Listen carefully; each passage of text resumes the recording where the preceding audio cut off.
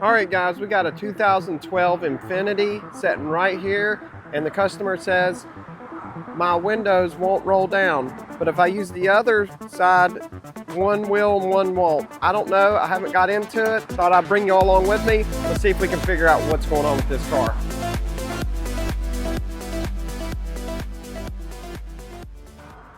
It's a pretty nice car. Not a lot going on with it.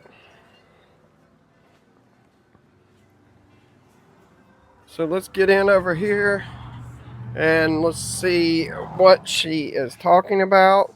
So let's turn the key on. And let's see, does this window roll down? Yes. That one rolls down. Let me see if this back one here rolls down. Yes, that one rolls down. Now let's check this one. Yes, it rolls down. And now let's check the last one. Nothing. Is the door lock or the window lock unlocked? Nothing. And if I hit this button, this one don't roll down. Let's hit the rear ones. Yep, they're working. That one's working. This one's working. So these two buttons are not working. Let's see if the locks work. Well, I heard something. Let's see, unlock. And it won't lock. Oh, it did lock. So, unlock, lock. So just these two are not working. Now, it's kind of sticky. I'm wondering if this button is the culprit. But that would lock all the windows. So if I lock all the windows, even the back ones don't work now. So the button is working. So it's just these two switches are not working.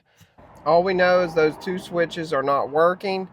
Before I start ripping stuff apart and pulling out wiring diagrams, I'm going to plug up the scan tool and we're just going to see if we can bidirectionally control it, or if we're going to see if we can see the signals are being sent to the BCM.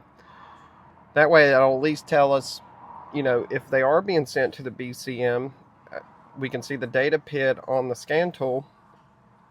Then we want to pull that switch out. We'll look somewhere else. So let's do that. Okay, so I'm plugging my scan tool up, but it looks like there is no power to it because this light would light. So when you think things are going to be easy, now we're going to have to figure that out. Okay, I pulled a wiring diagram up for the DLC, and it looks like fuse 6 and fuse 3. Fuse 6 is pin 16. That's our main power. So it looks like it's in the left kick panel. Let's check that fuse. Left kick panel. Great. Let's see how hard this thing is to get out. Okay, so that was a little easier. It was just this little tab. So I think I said fuse 6 and fuse 8. They are not numbered. So, okay. Electric parts. That's funny. Are they numbers on them? I don't see any numbers on them. Which one's 6 and which one's 8? Well, my battery is dead. I think the battery's dead. Let's see. I popped the hood already. See what's going on. Oh yeah. This is a piece of junk battery. So let's see what's going on here. I'll put a jump box on it.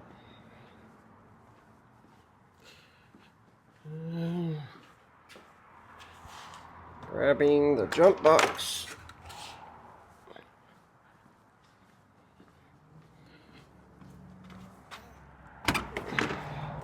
Always put the red where you see a plus sign. Don't look at the wiring collars. They will deceive you. Ask me how I know. Let's see how much voltage it had. Yep, it was dead. So let's try this again.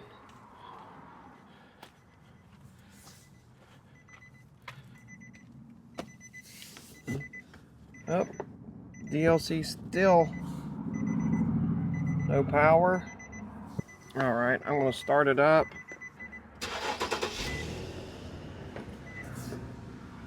Okay, now I'm going to check all these fuses. Since I don't know what the numbers are, there's no numbers. And I'm just going to check them with a test light. Okay, so I've checked all the fuses that go to the pin DLC 16. They're good. I'm just going to scratch that. We're going to go right for the switch. I'm not chasing down.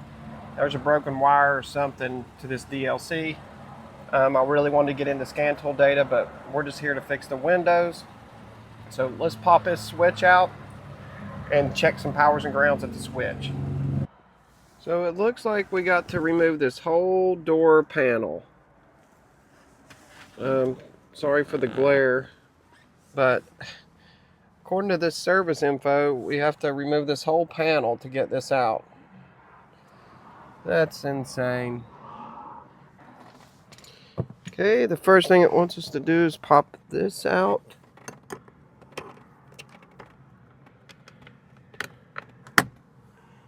Looks like a 10 mil. Okay, it says to put something flat in here. Okay, so I think there's a cap here. Yes, this is it. Really weird.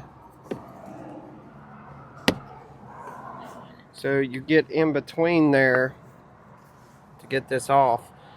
Now it wants us to remove these bolts. You're gonna need a little 10 millimeter extension to get this. This one was loose. That ain't the right bolt. I don't know. Somebody's been in here.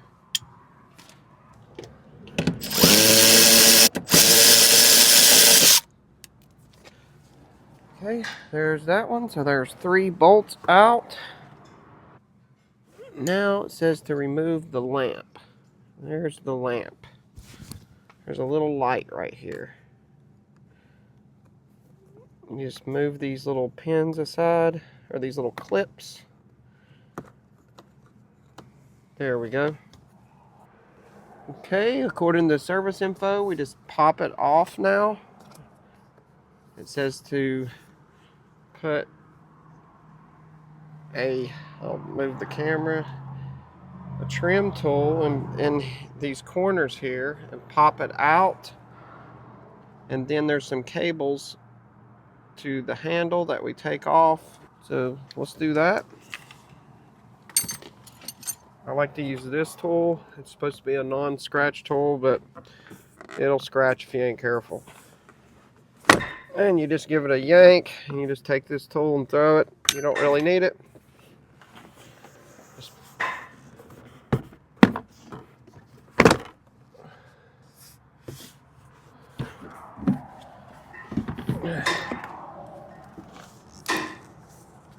that goes off.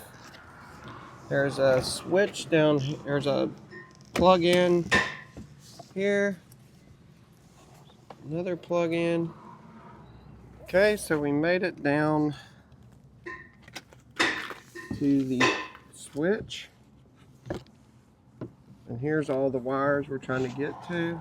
I think I'm just going to unplug it for now and take it out, and then I'll plug it back in. That way we can just get this door panel out of the way, because everything else is unplugged. Oh, these clips are a pain.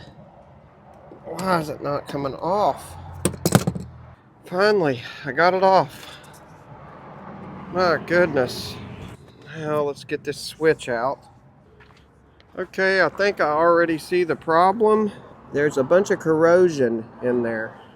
Can you see it? Green crusties. Let's look in the plug. Yep. We'll try to clean it out and see if it starts working. Okay, I want to get this stupid thing out of here. And I think you bend these tabs up like that. Looks like it's wanting to come out. Well, how do you get to the other tabs? I'm going to have to fight with it for a minute. Okay, so my method to getting this out is you got to jam. This is a good example. You jam this a little pick up under the lock tabs, and there's two that's really hard to get to. So I got them all jammed under. Hopefully it'll come out now. Let me try.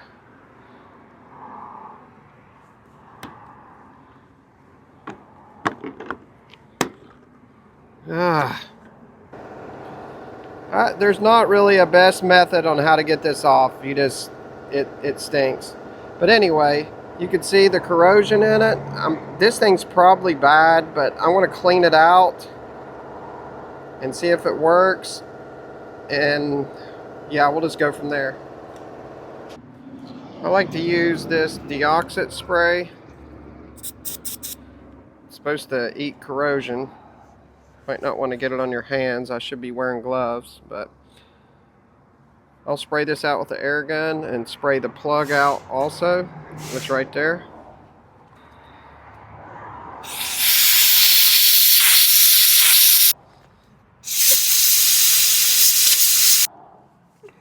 Okay, let's plug it up.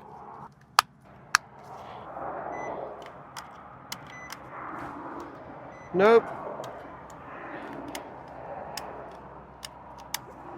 Still does not work. So now we need to check the right wires and see if we're getting the voltages.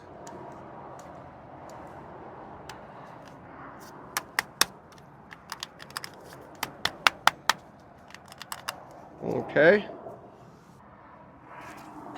Okay, let's check the powers. There's a power. And this orange one is a power. Okay, we got both powers. This thing has a module in it, so you can't really check it any other way. You could cross some wires and do all that, but I'm not doing all that. Now the ground wire, let's check that.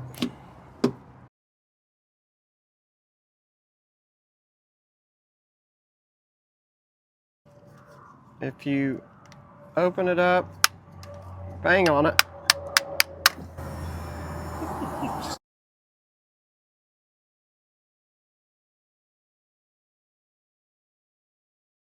So I'm done with this diagnosis. This thing is going to need a new switch.